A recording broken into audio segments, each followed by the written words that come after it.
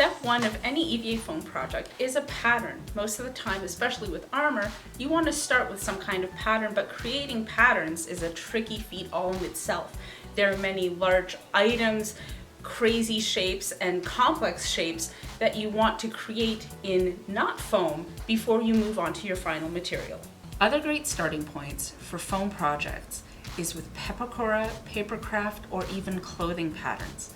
They're a nice starting point for your elaborate shapes, and they're easy to come across. You can download lots on the internet from various sources. This is a concept sketch of a suit of armor. Today we'll be covering complex spalders and pauldrons that feature 2 layers and a big, domey, gravity-defying shape. When it comes to making your patterns, it doesn't have to be expensive or made out of anything crazy or specific. You can use literally anything you have on hand. Bubble wraps, cardboard, fabric that got dirty you don't know what to do with, and tape.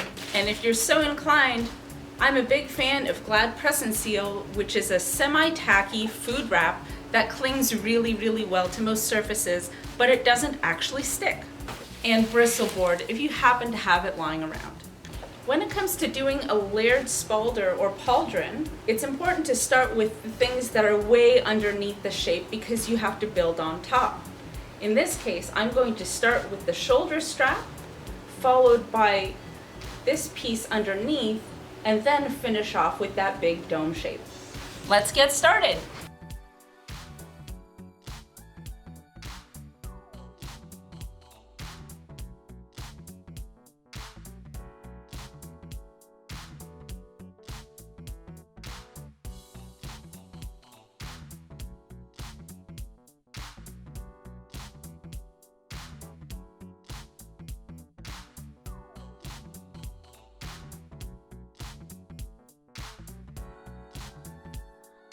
For the piece that sits underneath that big globe part, this part is nice and flat, so bristleboard was a great material. But the top of the shoulder is curved, and I need to capture that shape.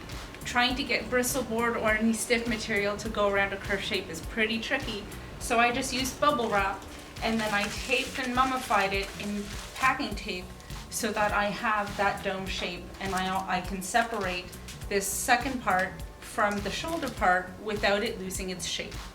I like to mark the top of my shoulder and the side of the arm all the way down across all of my pieces. That way I know exactly what the middle of my piece is, so that when I put it together, I won't have anything turned too forward or too back, distorting my shape. We're gonna help you tackle these big, globy, hover above your shoulder shapes now. Grab whatever big fluff you have on hand. It can be bunched up t-shirts, pants. Don't worry, none of this stuff is going to be harmed and you are going to get it back. Once we have puffed out our shape, we're going to cover it in a food wrap or a plastic wrap, mummify it in tape, and then remove all that stuffing that you don't need anymore. It's done its job.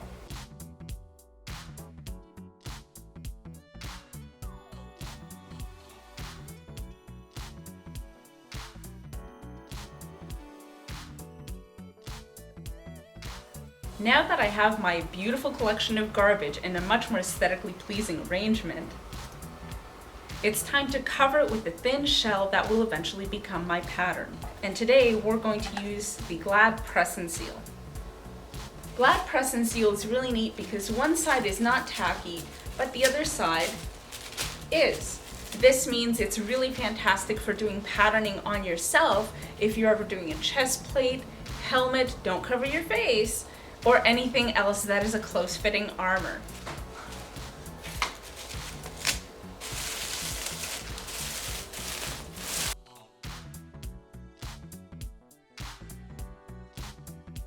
With Glad Press and Seal, it's really great because it tacks onto surfaces just long enough to lift off a pattern without actually sticking and leaving any gooey residue. This means that although it's sticking to this form right now, I need to make sure that it stays in that shell shape. To make sure that happens, I'm going to cover the entire surface with packing tape or whatever tape you happen to have lying around.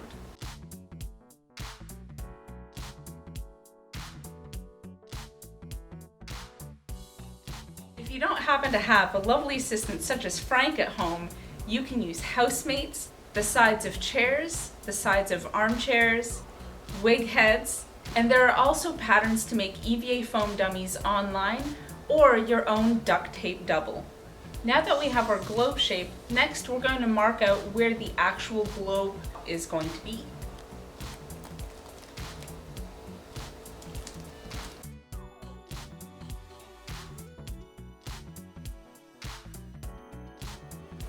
It's important to mark how your pieces fit before you start taking your pattern apart.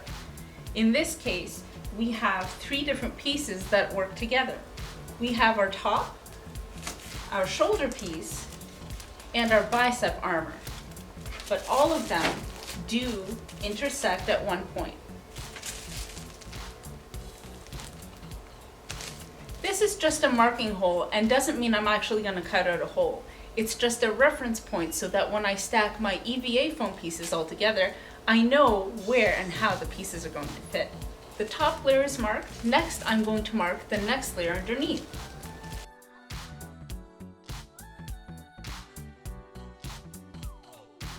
Now it's time to separate my pattern shelf from all my beautiful garbage. Next, we're going to lift the pattern off of this shoulder piece.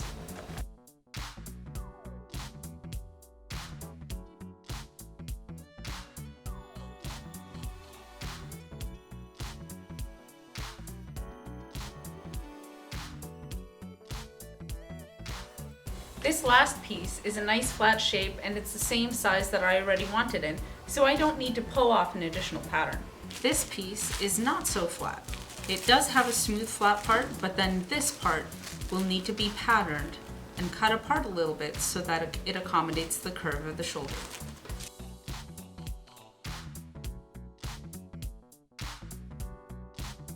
I like to cut away just 1/2 of my piece to get the scrap out of the way.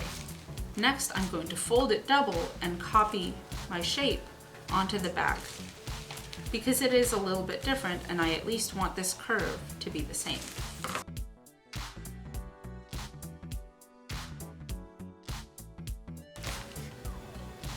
Mark off your front and your back. The next part is to determine where it can stay flat and where it needs to curve. The aim of cutting these seams is to make your pattern piece be perfectly flat. Foam starts off flat, so we need to have a pattern piece that is flat so that we can trace it out and then glue it back together into a curved shape later. Press your pattern piece around to see where you can make areas flat.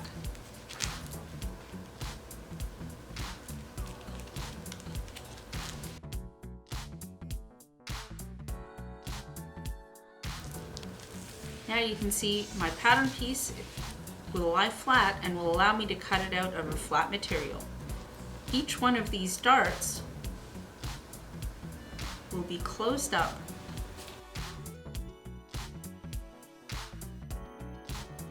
and finally we have our very curved, very round, very complex dome shape for the top of our spalding. Another great thing about this technique is this piece is now completely reversible. This means I can have it for the left side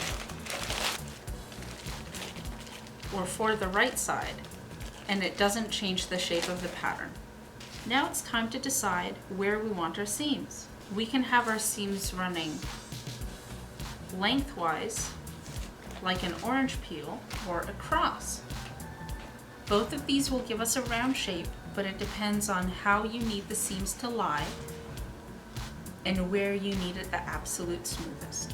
For the purpose of this demo, we're going to try and keep this center area as smooth as possible, so we're going to do seams going this way instead of crosswise.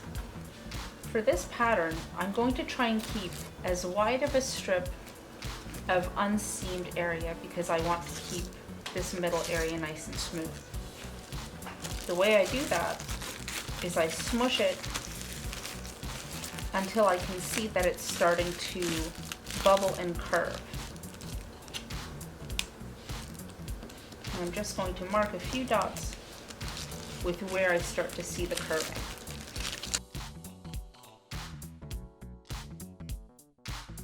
Another bonus to using clear material for your patterning is that even though I did the marking on the inside, I can clearly see the marking on the outside. This makes my patterning a lot easier to do. Now that I've drawn my dotted lines, I can smooth them out. This is where I have one of my seam lines, so I'm going to mark it with match-up marks, also called notches. These are only for matching up and do not get cut out of your foam. Make the notch patterns distinct and try not to make them equal. This will make it a lot easier to match up. Next, we're going to see where this side piece can stay flat and where it needs to start to change into a curve.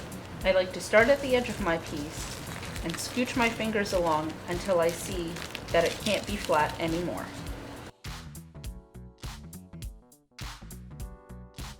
To help with orientation, I'm going to mark the bottom of each piece.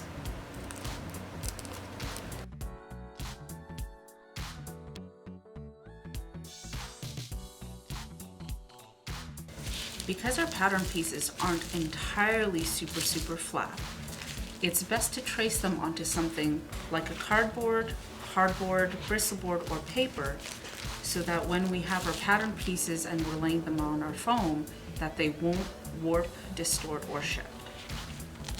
Make sure to transfer all of your markings onto your pattern piece. Cut out your notch marks